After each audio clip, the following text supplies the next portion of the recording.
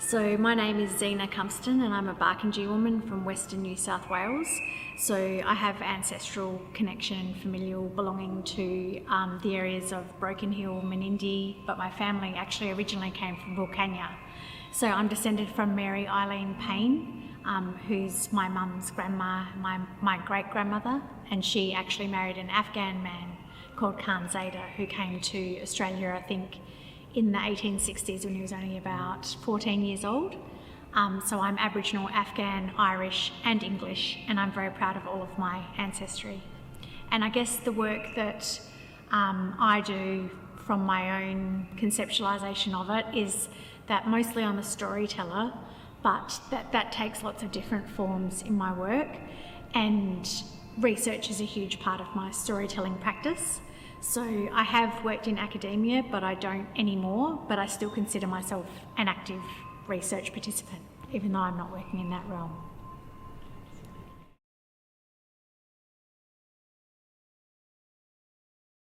Yeah, so for I guess my whole life I feel like I've been involved in storytelling practice, and I think a lot of Aboriginal people feel that way too. It's such a big part of our culture.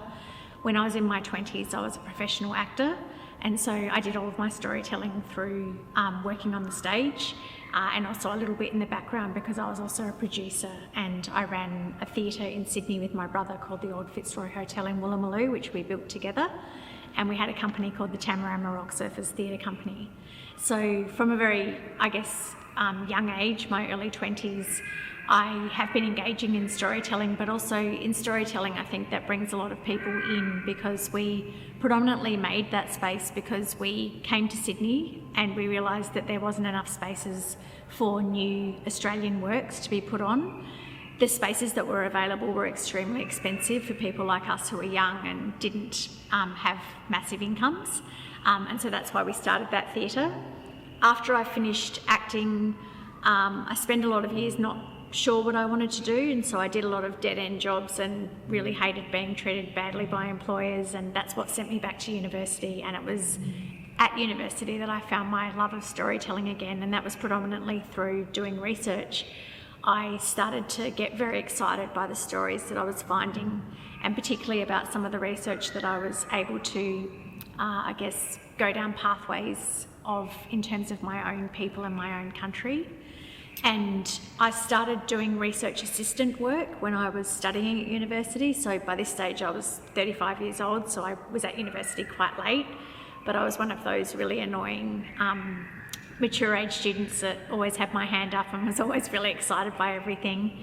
I guess because I'd had such terrible jobs to go back to uni, I really realised how lucky I was to be learning and to be giving myself, I guess, an opportunity to have a career in something where I could really excel if I worked very, very hard. Whereas a lot of the dead-end jobs that I was doing before, there was just no way of moving up in them.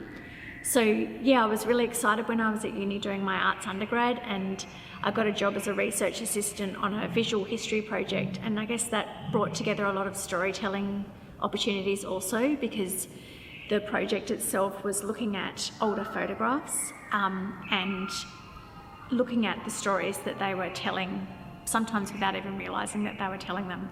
So historical photographs that actually had lots of cultural information within them. And I was predominantly working with non-Aboriginal researchers, and as an Aboriginal person, even at that early stage of my research, I was very quietly noticing that things that I was seeing with my lens and my cultural lens were not being picked up by, I guess, the academics that were focusing on the field. And not that they weren't doing good work, they were doing very interesting work, but I really felt that there were things that were being missed because they didn't have that embedded way of knowing what they were looking at. So that research assistant work got me interested, I guess, in academia and in research itself, and the potential for empowering communities to tell their own stories.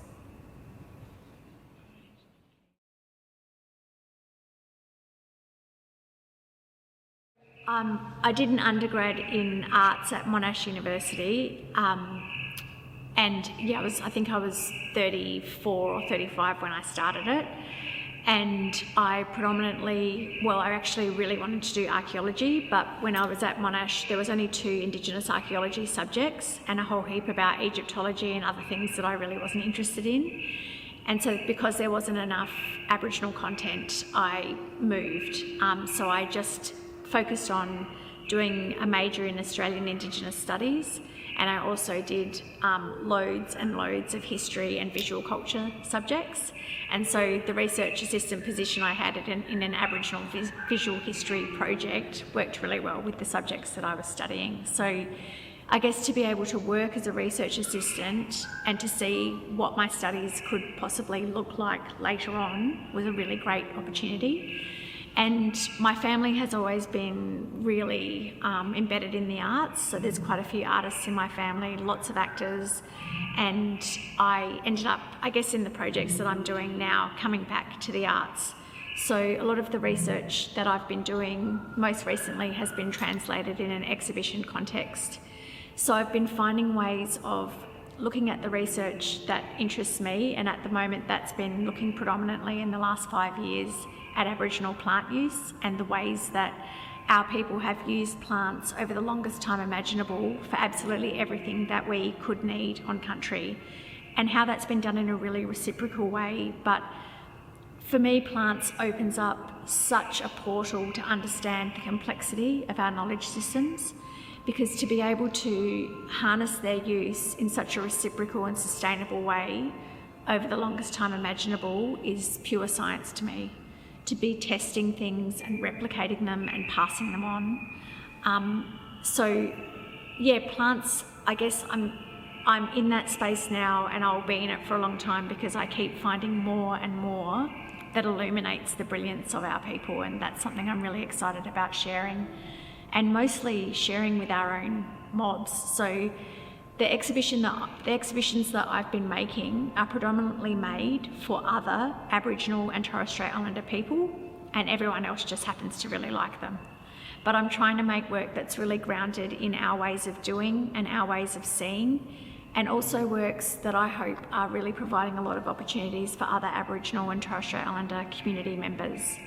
So the exhibitions that I'm doing, like the one that we're in here at the moment, which is called Nuttiture, are really about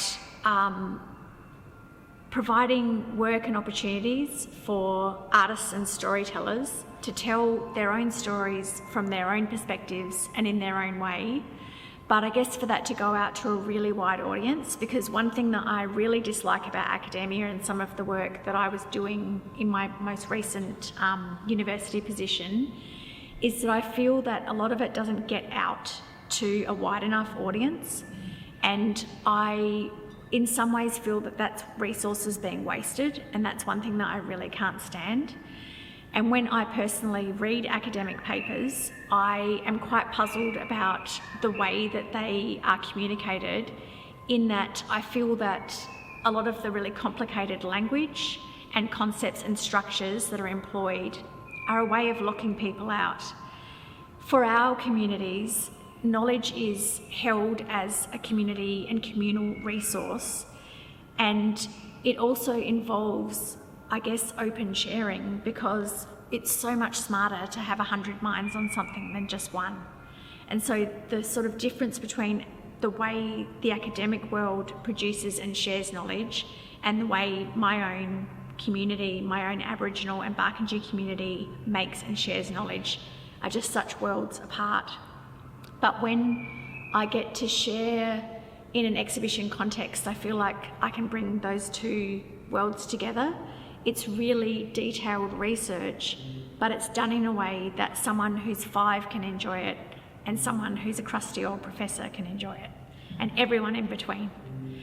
So that to me is really important, is the democratisation of research is something that I've really been focused on, because I want our people to be more involved, and I want academia to be much more reflexive and much more open to other ways of seeing and doing and being.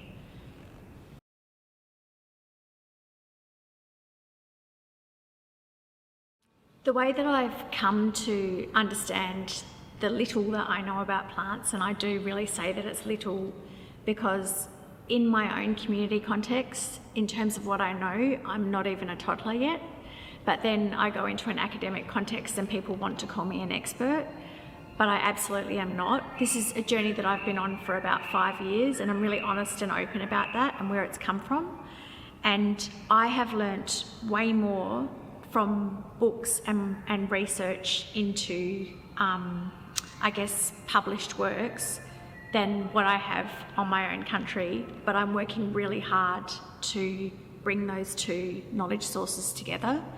So whilst I say that I've learnt more from books, I've also at the same time been actively seeking out opportunities to work on my country with my own community, and I've been really lucky to partner with different people from my own community on multiple projects that have really bolstered the knowledge that I've been able to get through my academic work and really grounded it in a much more culturally specific way. So I really want more and more to move away from the reading and all of the books that I'm having to engage with, because a lot of them have really problematic ways of expressing knowledge, and a lot of it's just plain wrong, to be honest. Because they've been written by people who are outside of our cultural context and still have lots of strange things written in them, like so-and-so explorer discovered this plant, which is absolutely ridiculous. There's no plants that have been here for a really long period of time that our people haven't been aware of, haven't had knowledge that they've passed down. It's strange to me, the lens that a lot of people are still bringing to their ethnobotanical work. So more and more I'm trying to learn more from my elders and from community members and from oral histories and just working on country. That's where you learn the most. And I didn't grow up on my country, so I don't claim to know things that I don't. There are so many gaps in my knowledge because, unlike my friend and collaborator David Doyle, who's a Barkindji Malingappa person, David grew up on country. He grew up in Menindee with my cousins, and his knowledge is so incredible around our plants because he's learnt it in the proper way, in that he's learnt it on country through experiential learning and through his elders. So I'm slowly trying to, build a bridge between that gap that there has been in my life, where I've gone back to my country a lot because my mum was very close to her Aboriginal and Afghan family, but I haven't grown up on country, and that's left a space in the way that I've come to know things. But I'm really careful to be very honest about what I know and how I know it, and I don't claim to be a big cultural repository of plant knowledge. I want to know more from a cultural perspective with my plants, but I'm just doing the best I can with the resources that I have living here in Melbourne now.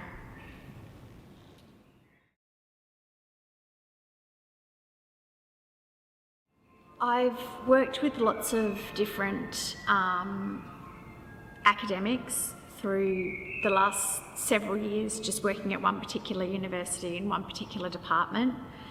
And I've watched lots of projects being rolled out in that time that are specifically focused on many of the challenges that we're facing due to climate change. And from my perspective, I really see that still too often, without sort of trying to break anything down to be too simplistic, but I guess the thing that I mostly see is that Aboriginal and Torres Strait Islander peoples and knowledge is too often a garnish, and I think is seen as something that can be sprinkled on the top. And I think the worst part of that, from what I personally have seen, and many other people would not agree with me, but from my perspective from working in academia, I think that there's still a real lack of understanding and a real lack of respect for how deep and complex our knowledges are. And with that comes a very extractive mindset.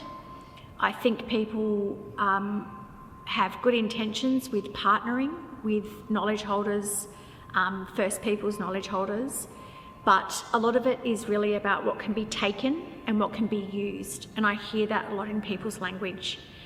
And I really think that in order for us to be using all of the tools at our disposal, all of the knowledge that's available to us in terms of finding any way to meet the challenges that are coming our way with just the acceleration of all of the effects of climate change. We need to use all of the tools at our disposal, but more than anything, we actually have to empower Aboriginal and Torres Strait Islander people and communities to lead. Because at the moment, we are still far too often consultants and we're in the back seat. And in order for things to be done properly, I believe that we have to be in the front seat of actions and of projects that are happening. Because when other people are leading them, they don't actually follow proper pedagogical practice.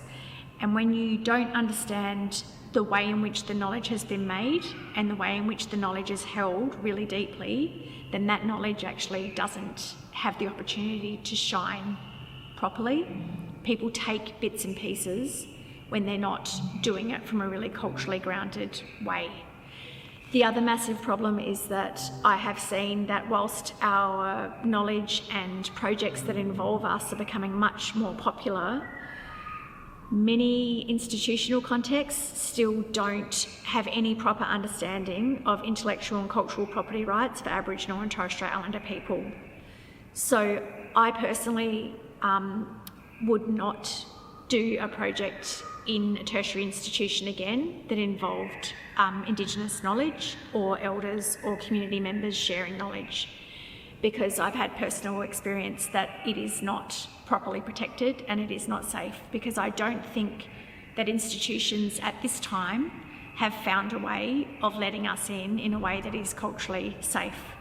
And I've had lots of terrible experiences where community members have been very wronged by outcomes within academic pursuits and projects, and unfortunately I've been a part of that problem, because I offered a bridge to people to do projects and to bring them in to that to those tertiary institutions, and I've been badly let down because there's no proper structures at the moment to keep us safe from my perspective.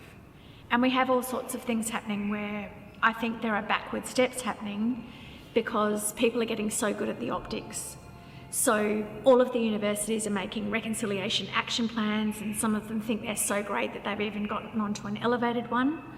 But I'm sure RAPs in some contexts work very well, but for me, I see them as the people who are already in control of the narrative then get to set the goalposts about what the new narrative is going to be. So they say what they're going to do and then they do it. But I too often see that this is an optical illusion. Some of the things that are built into RAPs, actually, a lot of them don't bring any real benefit to Aboriginal and Torres Strait Islander people and communities. We're seeing that in the fact that there's a real paucity of even just having Aboriginal academics in every department, and also having us en masse. We are so often the only person rattling around in departments, so there's no critical mass, there's no cultural safety, and there's a huge burden on the people who are there because they're expected to do so much more than what their job is, because there's this huge cultural burden of trying to make it better for everyone. But you're also trying to do your research, and you're also coming up against all of these other racist things that are affecting your own research, but then you're also expected to be sharing with everyone best practice, and that burden just goes on and on. And so then a lot of people leave, as I have, unfortunately, and a lot of amazing people stay and keep fighting on, and I really respect them as well. But I just think that a lot of tertiary institutions, from my limited understanding, seem to have thrown their doors open after locking us out for the longest time, and throwing the doors open isn't enough. There's still too many really sharp corners and spaces that you get caught up in, and it's not safe to bring community in. And if we can't bring our communities in to institutions, then we can't do things the proper way that we are supposed to in terms of the way that we build and share knowledge. And so that's why I've chosen to not be a part of academia at this time in my life, and to pursue projects that I know that when I bring community members in, which is how I work, I don't ever want to do things on my own, that I can keep them safe. That's the most important thing for me, and that the knowledge always belongs to them and can't be co-opted in any way.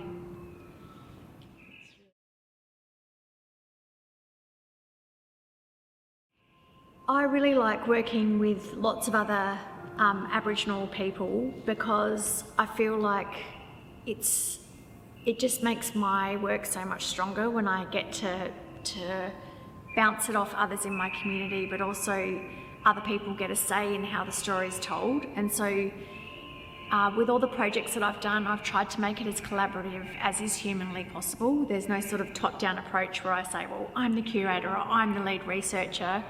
Everything always starts with choosing a really great group of people who work really well and respectfully together, and then kind of working out together what story we want to tell.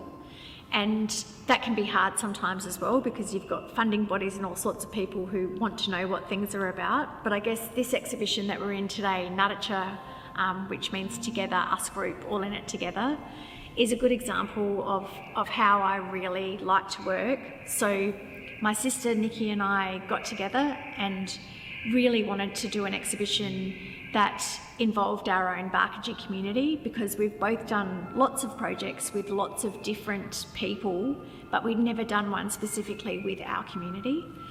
And so we started this project just with the idea of bringing a small group of artists together from our country and travelling out on country together and working out later what the exhibition was going to be about. And that might have been a problem in some contexts in terms of funding and who you're working with, but here at Bunjil Place Gallery we've been really supported to do things in a way that makes sense to us. So we couldn't tell anyone what the show was about. We couldn't even tell anyone what types of works might be in it, or even a basic idea about the story of the show. But we could tell them that we were travelling together because we wanted country to be an active participant in our work. And because we had 4 trips together out on country and got to spend time with our elders and community members and each other, and really valuable time, often only a week at a time, but it all adds up over 4 trips, but most importantly immersed in our own cultural landscapes.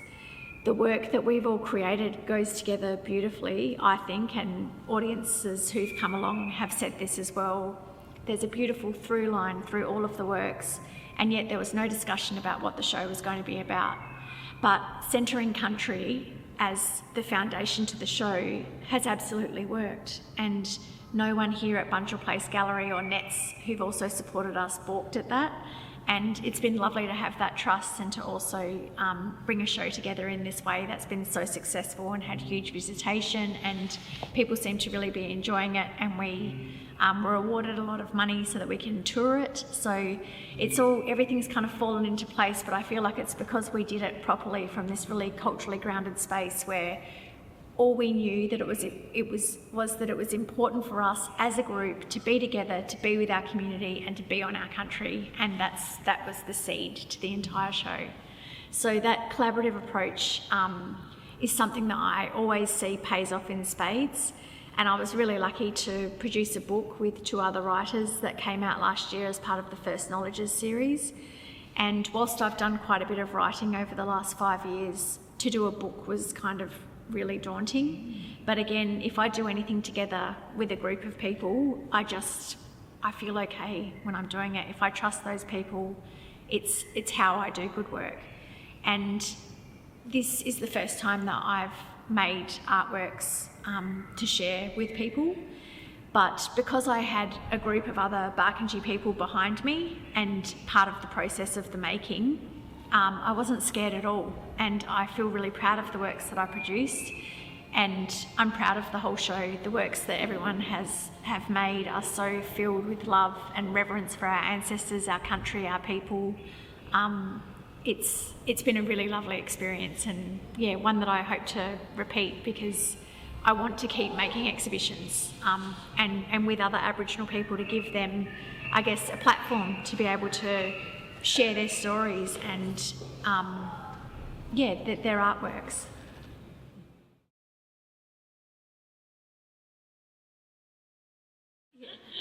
I think one thing that's really important is for all of us to really actively make room for Aboriginal and Torres Strait Islander people to be able to tell their stories in their own way. I think there's still so much interpretation going on, and I would love to see more projects that empower our perspectives and our ways of doing, because so often things get made, but it has to be made within that Western framework. Even exhibitions often, they have to be done in that particular way that the university or wherever else does it. And so, yeah, for me, I think that's one of the big things, is sort of creating more opportunities for people to have a platform to tell their stories. But also, if you look at things like the State of the Environment report that came out last year, that was the first time that Aboriginal and Torres Strait Islander scientists and researchers have been included in such an important output. And I would like to see a lot more of that happening, because I was actually one of the authors of that report, and to be able to include lots of communities and for them to be able to tell their own stories as part of the case studies, and the fact that it actually shows best practice in terms of actions that are happening on country was really powerful. And I think for me, when I read the State of the Environment report as one of the authors, now in hindsight, and I occasionally look at it because I need to, include things for different projects that I'm doing, the things that really stand out for me are those projects that our communities are leading, because they are actually the most successful in terms of biodiversity outcomes especially. So there's lots of pearl clutching and screeching about how terrible things are and how bad the situation is in terms of country, but actually there's a lot of really good things happening as well, and we need to empower people to lead projects, especially on their own country, and it's finding ways of handing that power over. That's what wider Australia cannot do. We can make reconciliation action plans that we decide what's in them and what the goalposts are, but we can't hand the power over. We can't put people in the driver's seat. That's what seems to be happening and what seems to be the problem to me, and that's how we're not using all of the tools at our that are at our disposal.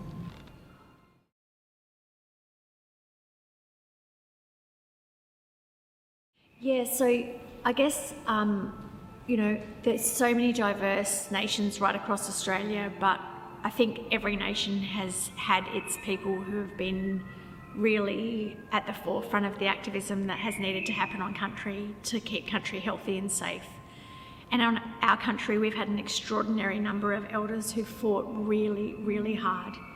And, even the fact that we have joint management now of Murruwinji, a really important cultural place on our landscape, not just for our Barkindji mob, but for actually lots of mobs in that area. It's been a cultural place that people have gone to for tens of thousands of years, and our people blockaded because it wasn't being treated properly. People were driving their cars over really incredible rock art, and they fought really hard.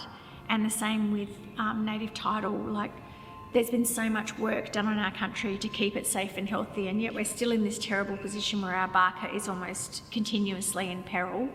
At the moment, there's a lot of water in the Barker, the Darling River, some people call it, but that's only because it's rained a lot. Nothing's changed. We have agriculture and all sorts of things happening on our country and upstream that are catastrophic, but our people are fighters, and we have really incredible leaders, and one that, I guess has been really important for me is Uncle Badger Bates, and the work that he's been doing for a really long time through his artwork. And Uncle Badger says things like, I saw once, he said, I'm just a loudmouth blackfella if I talk back to people who are doing things on my country. But if I make an artwork about it, people start listening. And that's not his exact words, but he was talking about the way that art is so important for advocacy, and I really believe that to be true. And Uncle Badger's just had an amazing exhibition that's toured around the last few years called Barker the Forgotten River, and it's just been at the Australian Museum in Sydney.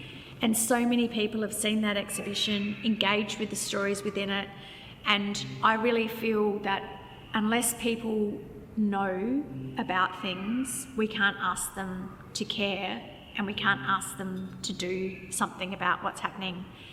And for so many different groups that are under huge stresses with mining companies and all sorts of other incursions onto their country, we can't just fight on our own. We need other people to buy in and to care, to know. And a big part of what we're trying to do with this exhibition is to invite people really warmly into our country, but to also understand lots of the different things that are happening on our country and have happened over time, and some of them aren't so great.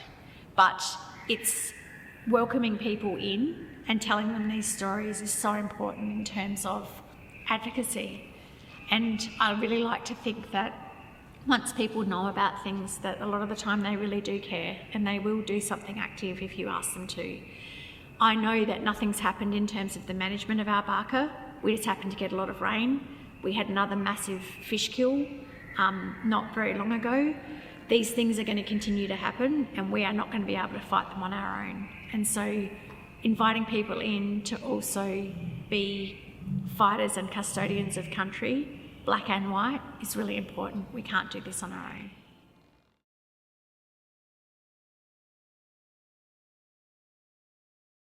So the exhibition I did, which was my final project at the University of Melbourne, brought together lots of my plant research and research I'd been doing for a few years around biodiversity and actions on country.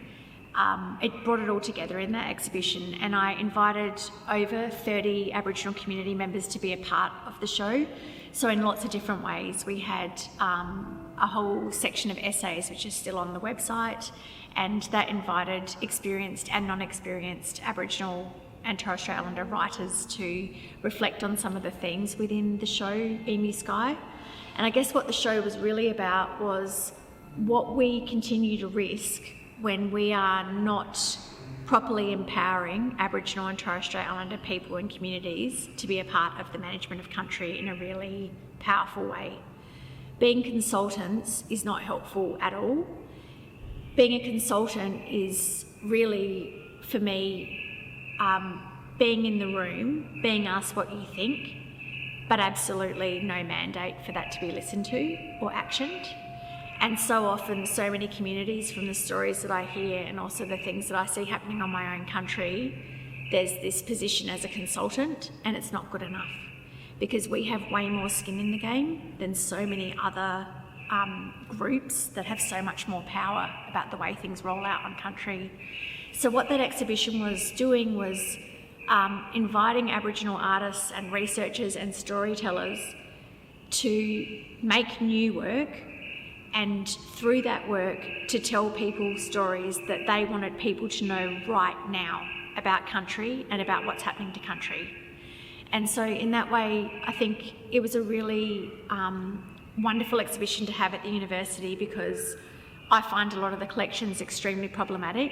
Often the provenance of things is so grey. We don't know if it's been wrenched from someone's cold dead hand, a lot of the cultural items that these places have. And so I wanted those stories to be told right now, here, because we are a living culture.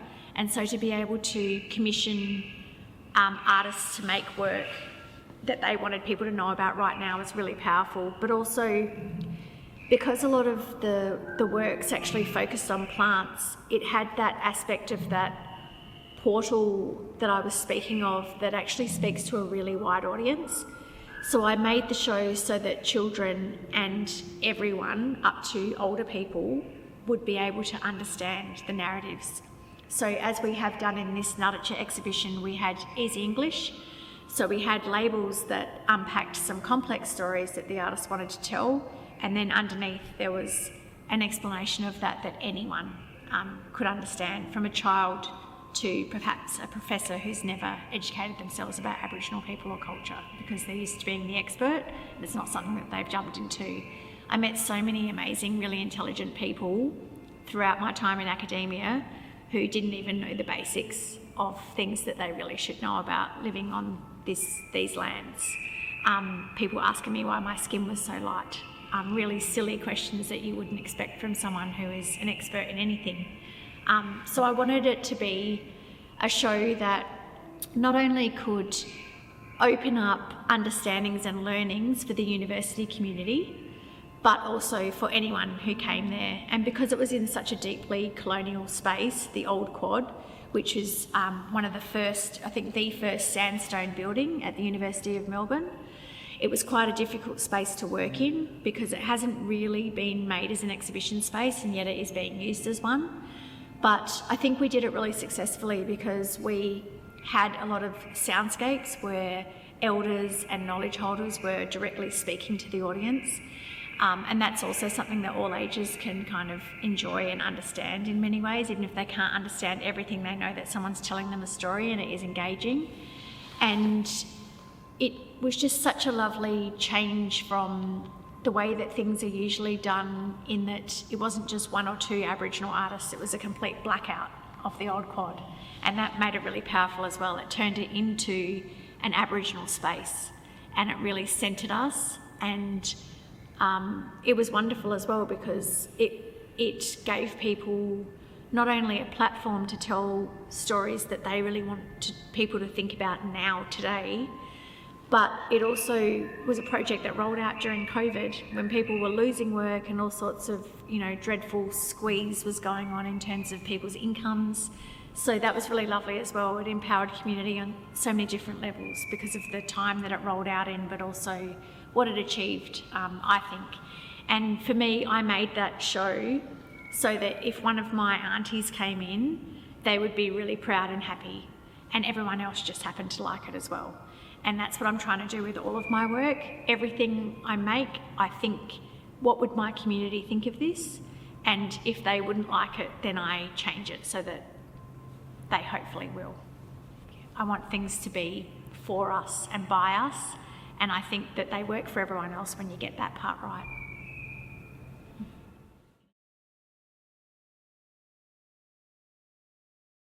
So the works that I've made for this exhibition, I started doing weaving during lockdown, and I learnt online from Arnie Bronwyn Razum, and so I was doing that for the last couple of years, and I started to make really sculptural works. And so my sister and I, there's only 6 artists in this show, Naracha, and so we really wanted to contribute works as well. So I started weaving, and I ended up making some bush bananas because they were actually one of the foods that we found out on our country together as a group, and we got really, really excited because I'd only ever seen them in books, and so to see them out on country, be able to pick them, eat them, was a really lovely moment. So that's why I made bush bananas.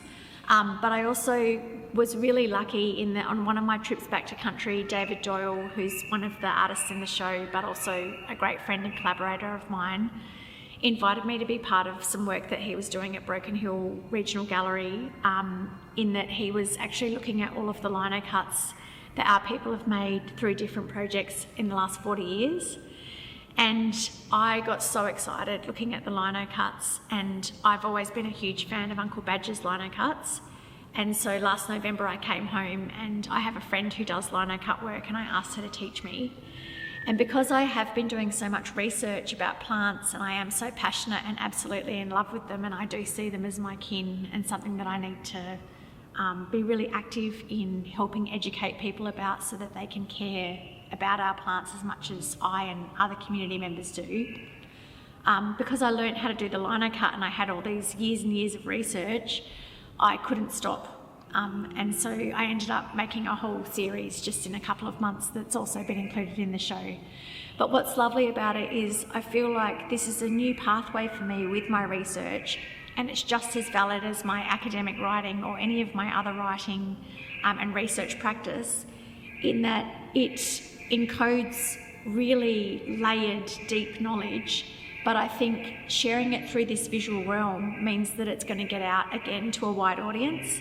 Children love looking at pictures of things, and when I do work with young people, I often know a lot about the plants that I want to talk about, but I can't find good pictures that show them the parts that I'm trying to teach them about, that help them to identify, to help them to understand the dangers, all sorts of different aspects of the plants.